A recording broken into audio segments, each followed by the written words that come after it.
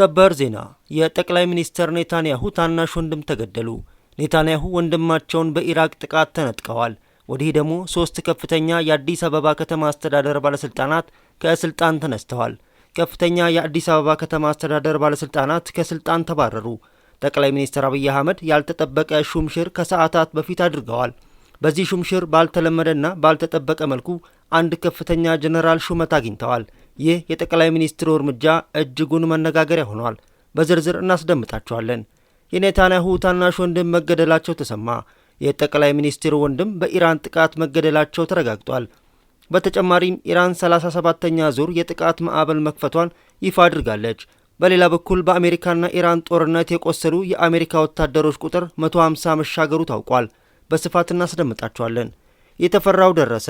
የመካከለኛው ምስራቅ ጦርነት ሌላ መዘዝ ይዞ መጥቷል። ጦርነቱ በፍጥነት ወደ አፍሪካ ቀንድ ታውቋል።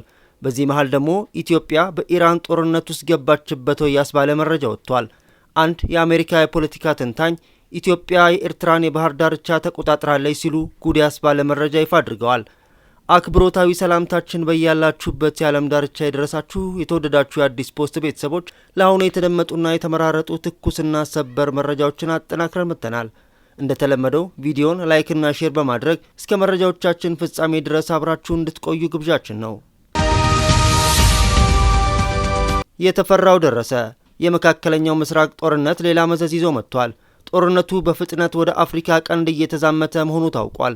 በዚህ መሃል ደግሞ ኢትዮጵያ በኢራን ጦርነት ውስጥ ገባችበት ያስባለ መረጃ ወጥቷል። አንድ የአሜሪካ የፖለቲካ ተንታኝ ኢትዮጵያ የኤርትራን የባህር ዳርቻ ተቆጣጥራለች ሲሉ ጉድ ያስባለ መረጃን ይፋ አድርገዋል። በሪል አሜሪካስ ቮይስ ቴሌቪዥን ጣቢያ የዋር ሩም ፕሮግራም ላይ ቀርበው ትንታኔ የሰጡት አሜሪካዊው የጂኦፖለቲካ ተንታኝና ጸሐፊ ብራንደን ዌይከርት በመካከለኛው ምስራቅ የተነሳው ጦርነት አድማሱን አስፍቶ ወደ አፍሪካ ቀንድ እየተዛመተ መሆኑን ሲናገሩ ተደምጠዋል። ተንታኙ ብራንደን ዌይከርት በንግግራቸው በተለይም ኢትዮጵያን፣ ኤርትራንና የቀይ ባህርን ቀውስ በተመለከተ አነጋጋሪ መረጃ አቅርበዋል።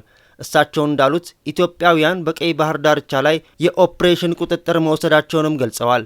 አክለውም ብራንደን ሲያብራሩ ኢትዮጵያ የአሜሪካ ወይም የእስራኤል ጦር ኃይሎች በባህር ዳርቻው ላይ የመሬት ላይ ሚሳኤሎችን በማስገባት ከባህሩ ማዶ በየመን ያሉትን የሁቲ ታጣቂዎች አቅም ለማዳከምና ለመምታት እንዲጠቀሙበት እየፈቀደች ነው ሲሉ ተናግረዋል። በተጨማሪም ተንታኙ በዚሁ ዘገባቸው በቀይ ባህር ስላለው ሌላ ውጥረት ሲያነሱ የሁቲ ታጣቂዎች በቀይ ባህር ላይ ገና ሙሉ ጥቃት አልጀመሩም። የሳውዲ አረቢያ የነዳጅ ማጓጓዣዎች ከሆርሙዝ ስትሬትስ ወደ ቀይ ባህር ወደቦች እየተቀየሩ ሲሆን ሁቲዎች ይህንኑ መስመር ሙሉ ለሙሉ ለመዝጋት እየጠበቁ ነው ብለዋል።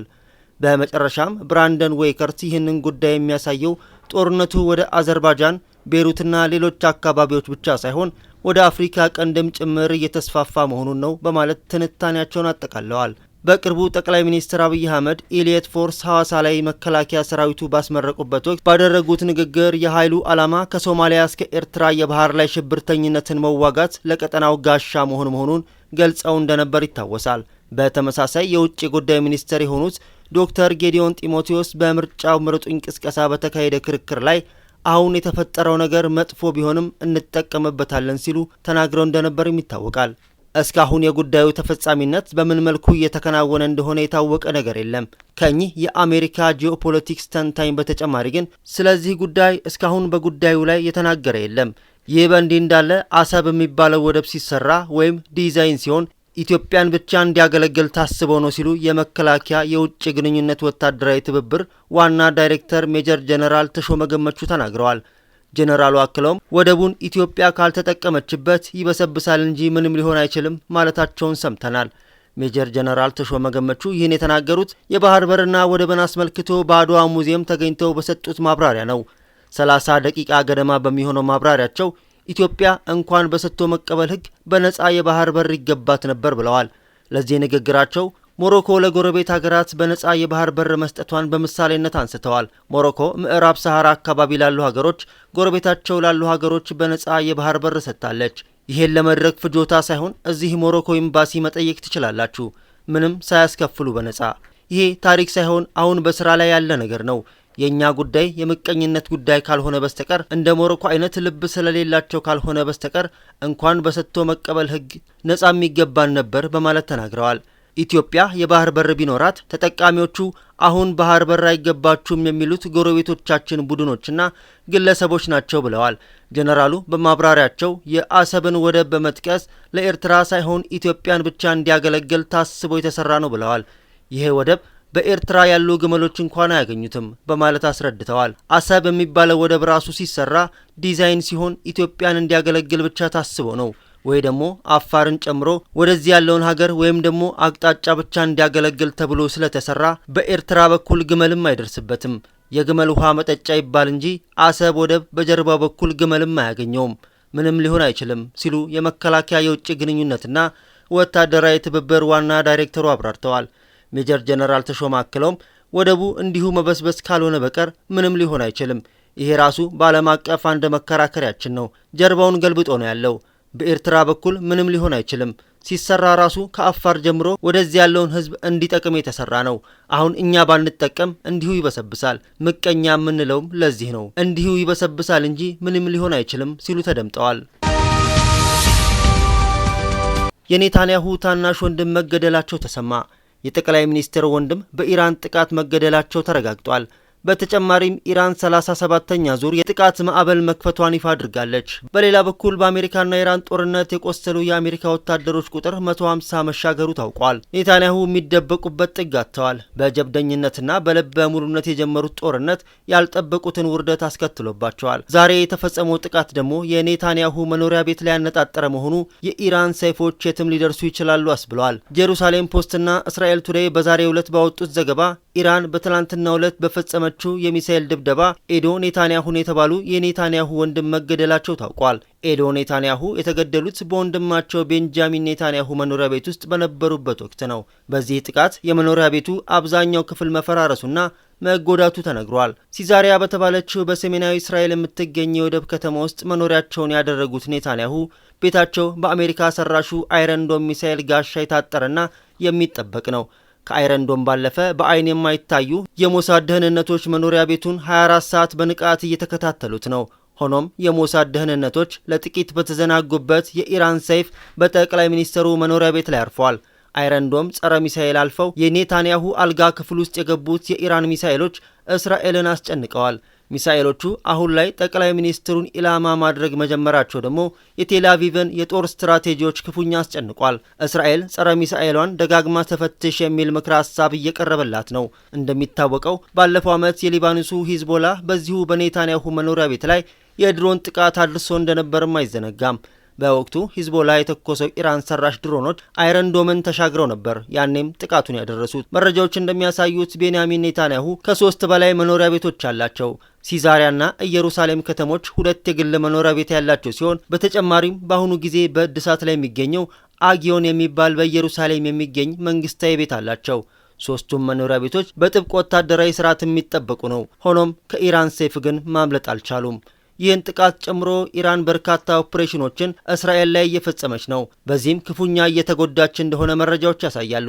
እስራኤል ሀያልና ከፍተኛ የአየር መቃወሚያ ያላት ሀገር ሆና እንዴት የኢራንን ጥቃት መቀልበስ አቃታት የሚለው የበርካቶች ጥያቄ ሆኗል። ይህን ጉዳይ በተመለከተ ስኮት ሪተርና ማሪዮና ኦፋል የተባሉ የፖለቲካ ተንታኞች ሰፊ ውይይት አድርገው ነበር። በውይይታቸው ኢራን በእስራኤል ላይ የምታደርገውን የሚሳኤል ጥቃት እንዴት መቀነስ ይቻላል የሚለውን በተመለከተ ሰፊ ሀሳቦችን አንስተዋል። ሪተር እንደሚለው ይህ ቅነሳ የኢራን ድክመት ምልክት አይደለም፣ ነገር ግን ስትራቴጂካዊ እርምጃ ነው ይላል። ኢራን በመጀመሪያ ሰሞን የ15 ዓመት ዕድሜ ያላቸው ድሮኖችና ሚሳኤሎችን ተጠቅማ የእስራኤልና የአሜሪካ መከላከያ ስርዓቶችን ለማሟጠጥ እየተጠቀመችባቸው እንደሆነ ጠቅሷል። አሁን መከላከያዎቹ ከተዳከሙ በኋላ ኢራን ወደ ዘመናዊና ኃይለኛ ሚሳኤሎች በመሸጋገር እውነተኛ ጉዳት ለማድረስ እየተዘጋጀች እንደሆነም ጠቅሷል። ይህም ቴል አቪቭን ሊያወድምና ሊያጠፋ እንደሚችል ስጋታቸውን ገልጸዋል። ይህን ተከትሎ እስራኤል ከድክመት የተነሳ የሰላም ስምምነት እየፈለገች ነው ብለዋል። በአጠቃላይ በቆይታቸው ኢራን በጦርነቱ የላቀ ቦታ እንዳላትና የእስራኤል መከላከያ አቅም እንደተዳከመ አስረግጠው ተናግረዋል። ሁለቱ ተንታኞች ኢራን ባለፉት ሳምንታት አሮጌና ርካሽ ድሮኖችን ነበር ስተኩስ የነበረው፣ አሁን ግን ትልልቅና ዘመናዊ ሚሳኤሎችን አዘጋጅታለች። የኢራን አብዮታዊ ዘብ ኃይል የአየርና ጠፈር ኃይል አዛዥ ሙሳቪ ባስተላለፉት መልእክት ከአሁን በኋላ ከ1 ቶን ያነሰ የጦር አውድ የተሸከመ ማንኛውም ሚሳኤል አይተኮስም፣ የሚሳኤል ተኩሶቹ የሞገድ ርዝመትና የሞገድ መጠኖች ይጨምራሉ፣ እንዲሁም የሚሸፍኑት ርቀት ይበልጥ ሰፊ ይሆናል ብለዋል። ኢራን አዲስ የጥቃት ማዕበል እንደምትከፍት በእንዲህ መልኩ ስታሳውቅ በኢራን የቆሰሉ የአሜሪካ ወታደሮች ቁጥር ደግሞ ይፋ ሆኗል። ባለፉት 10 ቀናት ውስጥ በአሜሪካና በኢራን መካከል በተቀሰቀሰው ግጭት የቆሰሉ የአሜሪካ ወታደሮች ቁጥር 150 መድረሱን የተለያዩ የመገናኛ ብዙሃን ምንጮች ዘግበዋል። የአሜሪካ መከላከያ ሚኒስቴር ፔንታጎን በበኩሉ ባወጣው መግለጫ እስካሁን 140 ወታደሮች መቁሰላቸውን አረጋግጧል። ከዚህ በፊት 8 ወታደሮች በኢራን ጥቃት እንደሞቱና ሌሎች 8 ወታደሮች በጽኑ መቁሰላቸው ተጠቁሞ ነበር። መጀመሪያ ላይ ይፋ ከተደረገው ቁጥር አሁን የተመዘገበው የወታደሮች መቁሰል ከፍተኛ መሆኑ ተገልጿል። የትራምፕ አስተዳደር እስራኤል በኢራን የነዳጅ ማከማቻ ተቋማት ላይ የምታደርገውን ጥቃት እንድታቆም መጠየቁን ተሰምቷል። ጦርነቱ በሁለቱ ሀገራት መካከል ውጥረቱን እያባባሰው እንደሚገኝ ዘገባዎች ያመለክታሉ። ከፍተኛ የአዲስ አበባ ከተማ አስተዳደር ባለስልጣናት ከስልጣን ተባረሩ። ጠቅላይ ሚኒስትር አብይ አህመድ ያልተጠበቀ ሹምሽር ከሰዓታት በፊት አድርገዋል። በዚህ ሹምሽር ባልተለመደና ባልተጠበቀ መልኩ አንድ ከፍተኛ ጀነራል ሹመት አግኝተዋል። ይህ የጠቅላይ ሚኒስትሩ እርምጃ እጅጉን መነጋገሪያ ሆኗል። ጠቅላይ ሚኒስትር አብይ አህመድ ከመጋቢት 2 ቀን 2018 ዓ.ም ጀምሮ ለአዲስ አበባ ፖሊስ ኮሚሽን አመራሮች ሹመት ሰጥተዋል። ሌተናል ጀነራል አስራት ዴኔሮ የአዲስ አበባ ፖሊስ ኮሚሽን ኮሚሽነር፣ ረዳት ኮሚሽነር ቶፊቅ መደድ የአዲስ አበባ ፖሊስ ኮሚሽን ምክትል ኮሚሽነር፣ አቶ ኤሪስ ቂሳ የአዲስ አበባ ፖሊስ ኮሚሽን ምክትል ኮሚሽነር ሆነው ተሹመዋል። በሕገ መንግስቱ መሰረት ጠቅላይ ሚኒስትሩ ለአዲስ አበባ ከተማ አስተዳደር እንዲህ ያሉ ሹመቶችን መስጠት የማይችል ሲሆን አብይ ግን ከሕገ መንግስቱ በተጣረሰ መልኩ እንዲህ አይነት ሹመት መስጠታቸው እያነጋገረ ነው የሚገኘው።